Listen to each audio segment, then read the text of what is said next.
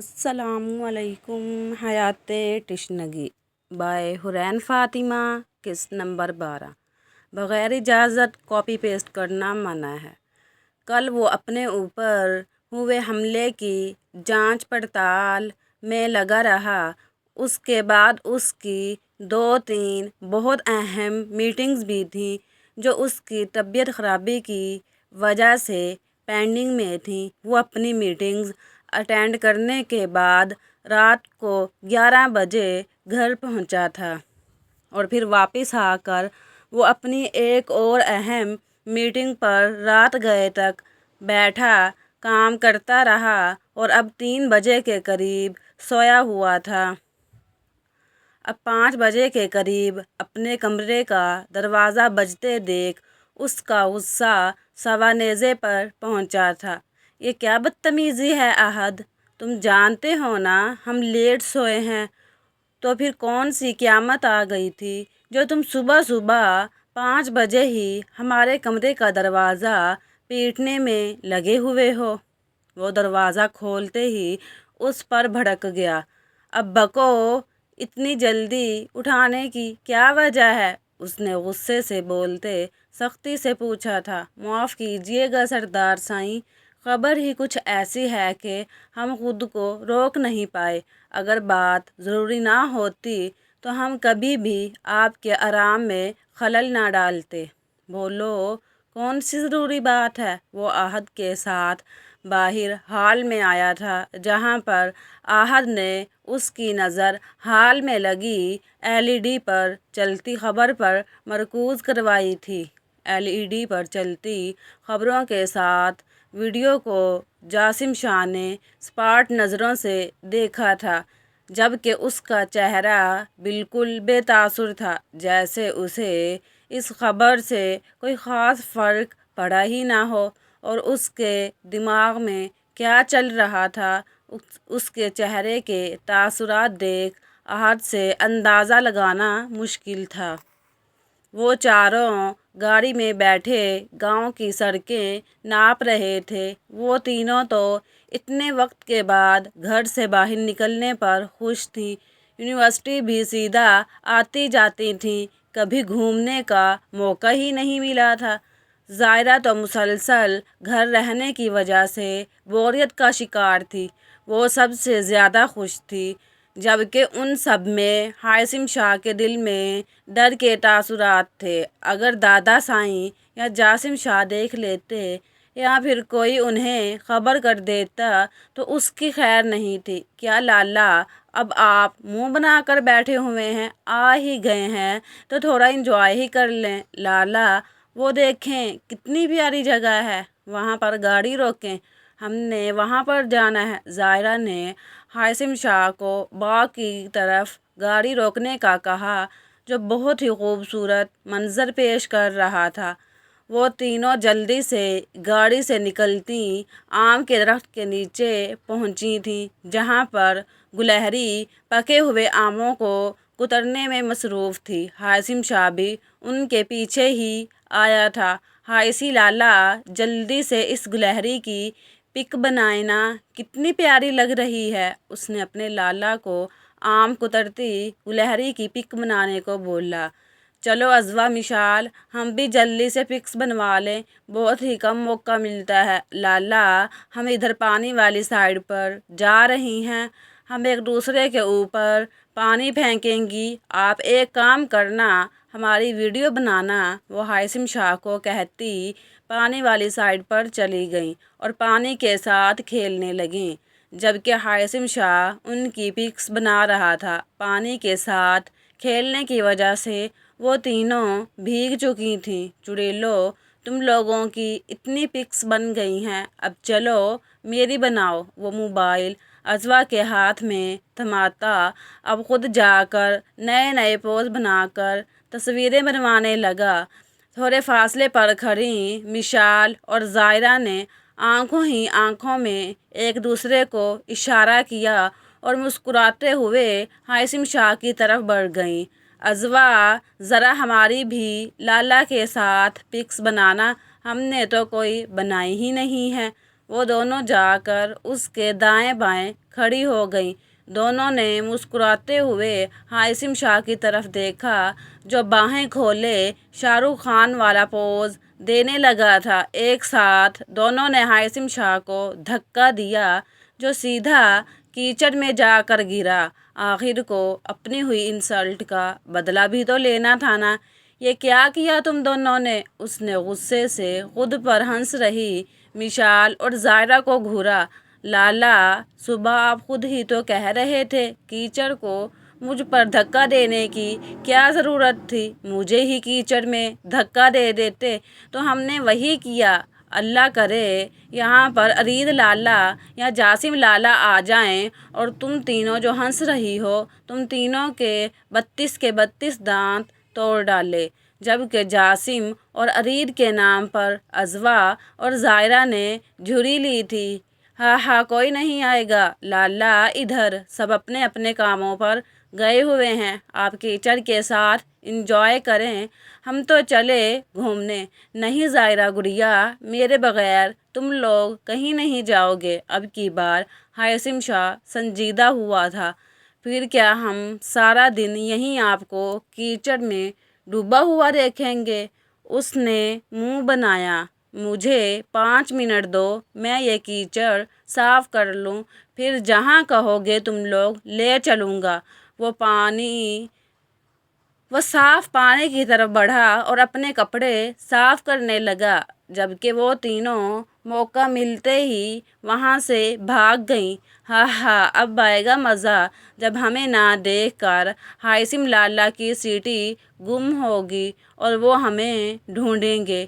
ایک کام کرو، تم دونوں بھی چھپ جاؤ، میں بھی چھپ رہی ہوں، لیکن زیادہ دور نہیں جانا، سب پاس پاس ہی رہنا۔ ہاشم لالا نے جو ہمیں اتنا تنگ کیا ہے، ہمارا بھی تو تھوڑا حق بنتا ہے انہیں تنگ کرنے کا۔ زائرہ ان دونوں کو تائید کرتی جا کر چھپ گئی۔ اضواء اور مشال بھی چھپ چکی تھیں۔ ہاشم شاہ جیسے ہی کپڑے صاف کر کے پیچھے مڑا، ان تینوں کو نہ پا کر اس کے صحیح معنوں میں رونگٹے کھڑے ہوئے تھے۔ زائرہ، مشال، اضواء، کدھر ہو تم لوگ؟ وہ ان تینوں کو نہ پا کر آوازیں لگانے لگا۔ زائرہ کی نظر اچانک سے تتلی پر گئی جو اڑ کر کبھی ایک پودے پر بیٹھتی تو کبھی دوسرے پودے پر۔ وہ تتلی اسے بہت خوبصورت لگی۔ اس کے دل نے تتلی کو پکڑنے کی خواہش کی، جس پر ایمان لاتے وہ تتلی کے پیچھے پیچھے اس کو پکڑنے کی کوشش میں چلنے لگی، یہ جانے بغیر کہ وہ ان سب میں بہت آگے تک نکل آئی ہے۔ تتلی جا کر ایک پودے پر سکون سے بیٹھ گئی۔ اس نے اپنے دل پر ہاتھ رکھ کر بگڑے ہوئے تنفس کو نارمل کیا اور پھر آگے بڑھ کر اس تتلی کو پکڑنا چاہا جو اڑ کر اس کی پہنچ سے دور ہو گئی، لیکن اس کا ہاتھ کسی کی سخت گرفت میں آ چکا تھا۔ اضواء، زائرہ کدھر گئی؟ مشال نے وہاں پر زائرہ کو نہ پا کر اضواء سے پوچھا۔ ابھی تھوڑی دیر پہلے تو ادھر ہی تھی، شاید ہاشم لالا کے پاس نہ چلی گئی ہو۔ چلو ہم بھی چلتے ہیں، کافی دیر ہو گئی ہے، مجھے ڈر بھی لگ رہا ہے۔ اگر ہاشم لالا نے ہمیں ڈھونڈنا ہوتا تو اب تک ڈھونڈ چکے ہوتے۔ مشال اور اضواء وہاں سے اٹھ کر ہاشم شاہ کی طرف گئیں جو تھوڑے فاصلے پر کھڑا انہیں آوازیں دے رہا تھا۔ لالا، ہم ادھر ہیں۔ دونوں نے پیچھے سے جا کر ہاشم شاہ کو آواز لگائی تو اس کی جان میں جان آئی۔ زائرہ کدھر ہے؟ اپنی بہن کو نہ پا کر اس نے پوچھا۔ وہ آپ کے پاس نہیں آئی؟ ہمیں تو لگا تھا وہ آپ کے پاس آ گئی ہوگی۔ نہیں، وہ میرے پاس نہیں ہے۔ اور تم لوگ کدھر سے آ رہے ہو؟ اضواء نے ہاشم شاہ کو اسے تنگ کرنے سے لے کر اب تک کی ساری بات بتا ڈالی، جسے سن کر وہ اپنا سر تھام گیا۔ اضواء اور مشال کو بھی اب صحیح معنوں میں ٹینشن ہوئی تھی۔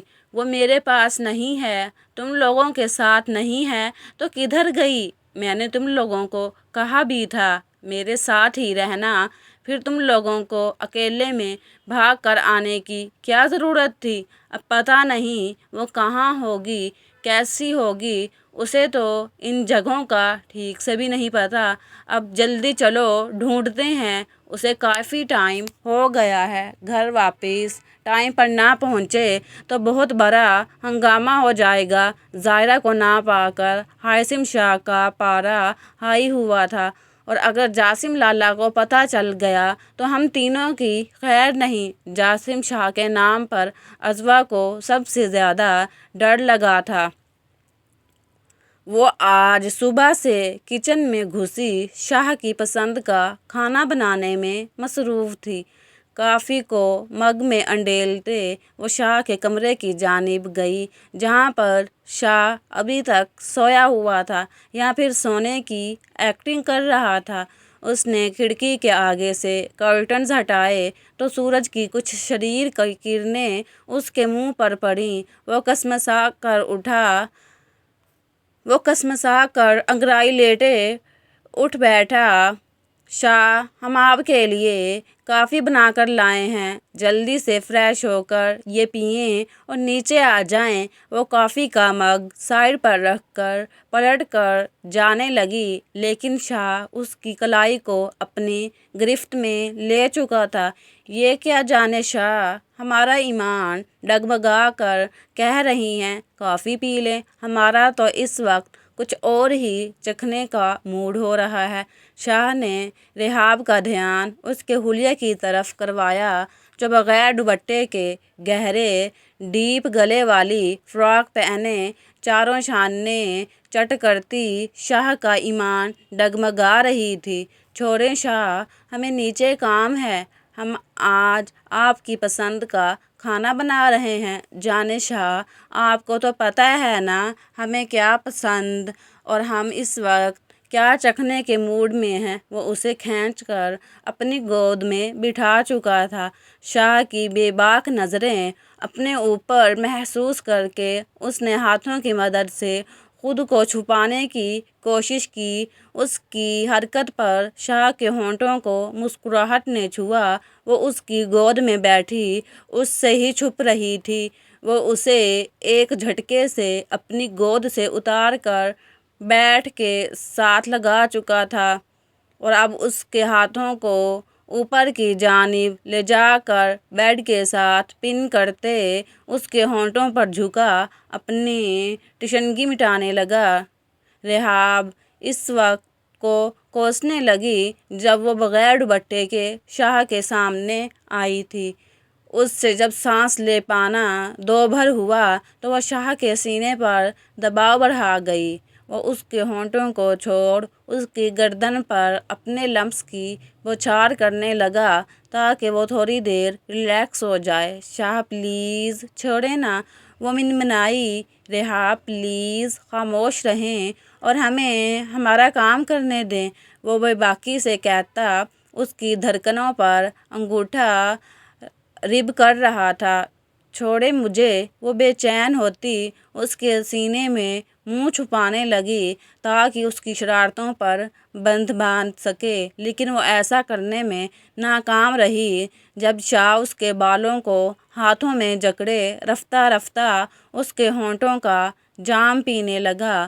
رحاب، ہمارا ساتھ دیں، وہ آنکھوں میں خماری لیے معنی خیزی سے اسے کہتا دوبارہ سے اس کے ہونٹوں پر جھکا۔ اب کی بار آہستہ آہستہ رحاب بھی اس کا ساتھ دے رہی تھی، جس سے شاہ کو اندر سکون کی لہر اترتی محسوس ہوئی۔ دونوں ایک دوسرے کے ہونٹوں کی نرماہٹ کو محسوس کر رہے تھے۔ جب کافی دیر بعد شاہ کو لگا اب وہ سانس نہیں لے پا رہی تو وہ اس کے ہونٹوں سے جدا ہوتا اسے نرمی سے اپنے سینے سے لگائے ریلیکس کرنے لگا۔ تھینک یو میری جان، میرا دن بنانے کے لیے۔ وہ اس کے ماتھے پر بوسہ دیتے اٹھ کر فریش ہونے چلا گیا۔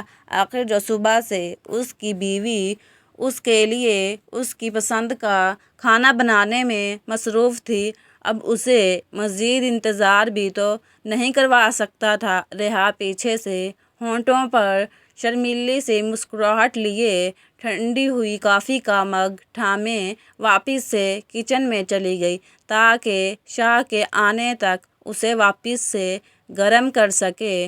अरे वाह, बड़ा शर्माया जा रहा है, उसकी बहन ने किचन में आते उसे छेड़ा। आपो प्लीज़ ना करें। शर्म से उसका चेहरा लाल टमाटर हुआ।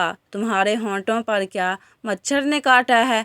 देखो कितने रेड हो रहे हैं। वो शरारत से बोलकर रेहाव को शर्माने पर मजबूर कर गई। मैं अभी आई, लगता है शाह बुला रहे हैं। वो जल्दी से किचन से बाहर निकलती ऊपर को भागी। पीछे से उसकी बहन का कहका जानदार था। क्या हुआ? ऐसे क्यों भागते हुए आ रही हो?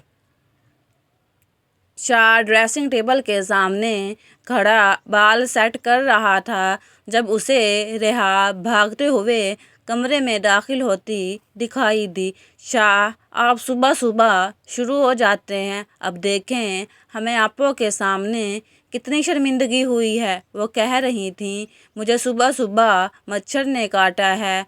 जो होंठ इतने रेड हो रहे हैं। उसके गुस्से से किए जाने वाले शिकवे पर शाह का जिंदगी से भरपूर कहका कमरे में गूंजा, जिससे रेहाव का मुंह मज़ीद फूला।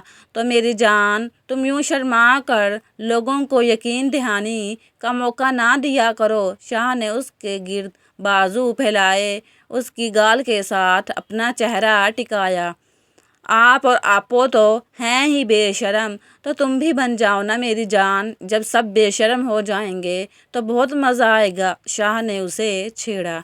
शाह, अब बस भी करें, हमें तो ये टेंशन हो रही है, अब नीचे आपो के सामने कैसे जाएंगे। उफ़, इतनी सी बात ने मेरी जान की नन्ही सी जान को टेंशन में डाला हुआ है। अगर कहो तो उठा कर ले जाता हूँ बाहर। Shah please, Reha please. Shah ने भी उसी के अंदाज में कहा तो वो दोनों एक साथ मुस्कुरा दिए।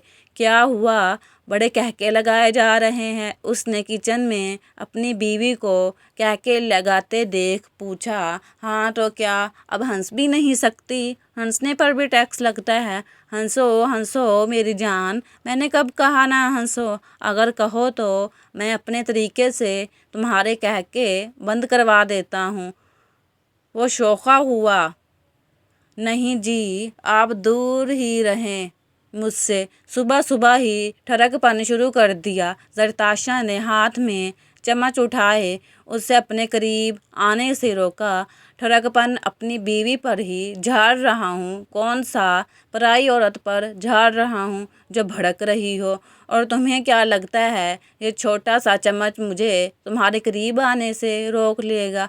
वो आगे बढ़ता उसके चम्मच वाले हाथ को पकड़े उसके होंठों पर झुकने लगा, लेकिन पीछे से किसी के खांसने की आवाज़ सुनकर जल्दी से पीछे हटकर बालों में हाथ फेरने लगा। सॉरी सॉरी, हमने कुछ नहीं देखा, कैरी ऑन। शाह और रेहाव जो किचन में आ रहे थे जल्दी से आंखों पर हाथ रखकर वापस पलटे। देख लिया ना ठरकपन का नतीजा? ज़रताशा ने उसके कमर में मुक्का जड़ा। चलें रेहाव, आज शॉपिंग पर चलते हैं। काफ़ी दिन हो गए हैं आपने कोई शॉपिंग नहीं की, वहीं पर कुछ खा लेंगे। ओके, मैं चादर लेकर आई। वो दोनों एक दूसरे की बाहों में बाहें डाले